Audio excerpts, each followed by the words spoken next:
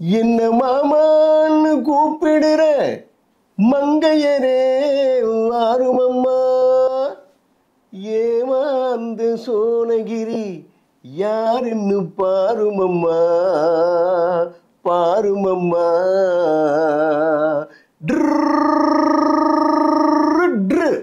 தமிழதி நேயர்களுக்கு அன்பான வணக்கம். மாட்டுக்காரவேலன் திரைப்படத்தில் ஒரு அருமையான இம்பாலா காரை நமது பொன்மனச்செம்மல் புரட்சி தலைவர் எம்ஜிஆர் அவர்கள் பயன்படுத்தி இருப்பார்கள். அந்த காருக்கு சொந்தக்காரர் மூதறிஞர் ராஜாஜி அமைச்சரவையிலும் பெருந்தலைவர் காமராஜருடைய அமைச்சரவையிலும் மந்திரியாக இருந்த ஜோதி வெங்கடாஜலம் அம்மையார் அவர்கள்.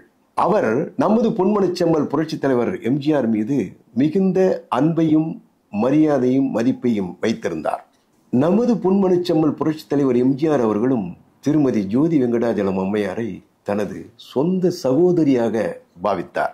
ஆகவே உரிமையாக, அம்மா, நீங்கள் வைத்திருக்கின்ற அந்த காரை எனது திரைப்படத்தில் பயன்படுத்திக் கொள்ள நீங்கள் அனுமதிக்க வேண்டும் என்று கேட்டபோது, தாராளமாக எடுத்துச் செல்லுங்கள் என்று அவருடைய சொந்தக்காரர் திரு மகாதேவன் அவர்களிடம் அந்த காரை கொடுத்து வைகை டேமுக்கு அனுப்பி வைத்தார் திருமதி ஜோதி வெங்கடாஜலம் அவர்கள்.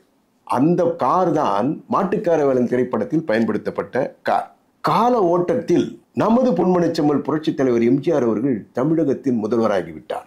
திருமதி ஜோதி வெங்கடாஜலம் அம்மையார் அவர்கள் கேரளாவினுடைய கவர்னராக பதவியில் இருக்கிறார். திருமதி ஜோதி வெங்கடாஜலம் அவர்களை சந்தித்து அவர்களை சட்டமன்ற பேரவையில் 4 தலைவர்களுடைய திருவுருவ படத்தை திறந்து வைக்குமாறு பணித்தார். அவர்களும் சட்டமன்ற பேரவைக்கு வந்து அந்த 4 தலைவர்களுடைய திருவுருவ படத்தை திறந்து வைத்து சிறப்பித்தார் என்பதுதான் இன்றைய பதிவு. அடுத்த பதிவில் சந்திக்கலாமா? நன்றி, வணக்கம்.